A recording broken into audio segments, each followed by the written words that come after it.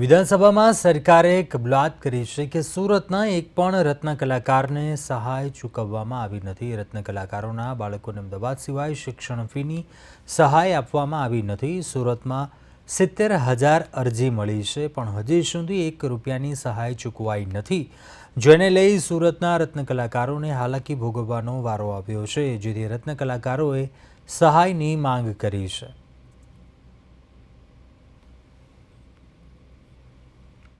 ડાયમंड नगरी सूरत ने डायमंड नगरी નું નામ અપાવનાર રત્ન કલાકારોની હાલત કફોડી છે, કારણ કે લાંબા સમયથી મંદીનો માર બાદ સરકારે જે જાહેરાત કરી હતી અને ક્યાંક ને ક્યાંક જે રત્ન કલાકારોના જે શિક્ષણ માટેની ફીની વાત હતી, પરંતુ અમદાવાદમાં ચૂકવાય છે અને સુરતમાં નથી ચૂકવાય। ત્યારે ડાયમંડ વર્કર યુનિયન દ્વારા અત્યારે કલેક્ટર કચેરી ખાતે રજૂઆત કરી છે, ત્યારે વાત કરીશું આપણે। પરેશભાઈ, શું કહેશો? અમદાવાદમાં ક્યાંક ને ક્યાંક જે રત્ન કલાકારોને વારે સરકાર, સુરતમાં નથી, આવું કેમ? અમદાવાદની અંદર મારા અંદાજ પ્રમાણે 11,000 જેટલા ફોર્મ ભરાણા છે। સુરતની અંદર 70,000 થી વધારે ફોર્મ ભરાણા છે। 2 વર્ષના લાંબા સંઘર્ષ બાદ અમે રેલીઓ કાઢી, અમે સરકારને અસંખ્ય આવેદનો પત્ર આપ્યા।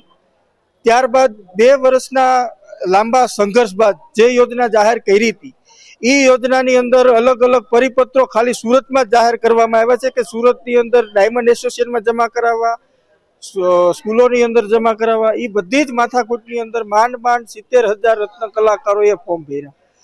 એની ફોર્મની જે ફોર્મ ભરવાની સમય મર્યાદા હતી, જમા કરાવવાની સમય મર્યાદા હતી, એને પૂર્ણ થયા એના 1.5 મહિનો થયો। 1.5 મહિના બાદ ગઈકાલે વિધાનસભાની અંદર આ પ્રશ્ન ને વાચા આપી વિરોધ પક્ષના નેતાઓએ, એટલે જ્વલંત બની ગયો।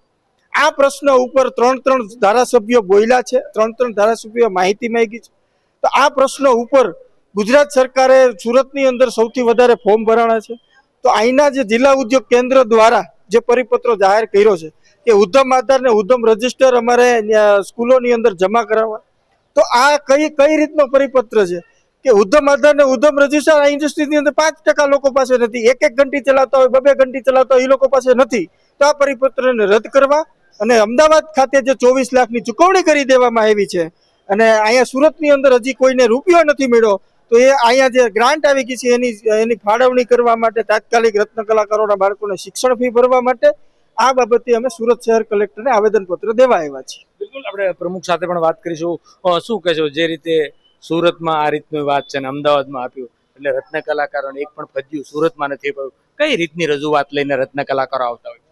અમે જ્યારથી આ બાબતની લડત ચલાવી અને સરકારે યોજના જાહેર કરી ત્યારે જ સરકારનો મનસૂબો એવો હોય કે રત્ન કલાકારો યોજનાનો લાભ ન લઈ શકે એવી યોજના સરકારે બનાવી હતી। તેમ છતાં પણ ખૂબ રત્ન કલાકારોએ રજળપાટ કરી, હેરાનગતિ ભોગવી અને ફોર્મ ભર્યા છે। 70,000 ફોર્મ ભરાણા છે, ત્યારે એમને સહાય ચૂકવવાના બદલે અત્યારે સરકાર 3 મહિના પછી, 3.5 મહિના પછી કાલ જિલ્લા ઉદ્યોગ કેન્દ્રએ એક નવો પરિપત્ર જાહેર કર્યો છે કે રત્ન કલાકાર જ્યાંથી બેરોજગાર બન્યા હોય તે કારખાનું જિલ્લા ઉદ્યોગ કેન્દ્રમાં નોંધાયેલ હોવું જોઈએ અથવા તો ઉદ્યોગ રજીસ્ટ્રેશન હોવું જોઈએ।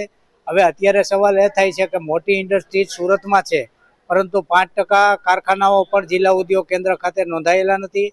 ત્યારે આવો મનગળત જે પરિપત્ર જાહેર કર્યો છે એ પરિપત્રને રદ કરવામાં આવે અને ગ્રાન્ટ આવી ગઈ છે, તાત્કાલિકના ધોરણે રત્ન કલાકારોના બાળકોને શિક્ષણ સહાય ચૂકવવામાં આવે। કેમ કે અત્યારે દિવાળીનો વેકેશનનો સમય છે અને રત્ન કલાકારોના બાળકોને પરીક્ષાનો સમય છે, ત્યારે સ્કૂલો તરફથી અમારા બાળકોને એવું દબાણ કરવામાં આવે છે કે જો તમે ફી નહીં ભરો તો તમને પરીક્ષામાં બેસવામાં નહીં દેવામાં આવે।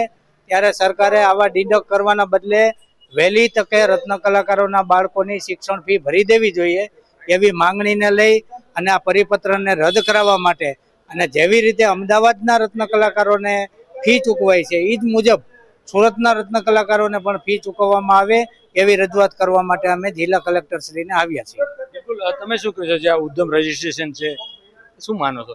એ ઉદ્યમ રજીસ્ટ્રેશન છે એ નાના કારખાના વાળા પાસે ન હોય, એટલે આ પરિપત્ર જે કાલે જે બહાર પાડ્યો છે તાત્કાલિક ધોરણે રદ કરવામાં આવે એવી અમારી માંગણી છે। બિલકુલ, એટલે ક્યાંક ને ક્યાંક જોવા જાય તો અમદાવાદમાં જે રીતે મળી છે તેવી રીતે સુરતમાં પણ રત્ન કલાકારોને સહાય મળવી જોઈએ, કારણ કે શિક્ષણ માટેની જે સરકારના મંત્રીઓએ મોટે ઉપાડે જાહેરાત તો કરી હતી, પરંતુ સુરતમાં હજી સુધી એક પણ ફજ્યું ફાળવવામાં નથી આવ્યું। ત્યારે ડાયમંડ વર્કર યુનિયન દ્વારા અત્યારે કલેક્ટરને રજૂઆત કરીને વહેલી તકે શિક્ષણ ફી છે રત્ન કલાકારોને તે મળવા થાય તેવી માંગ કરી. કેમેરામેન અજય કુમાર સાથે અરવિંદ રાઠોડ, પ્રદેશ 24, સુરત.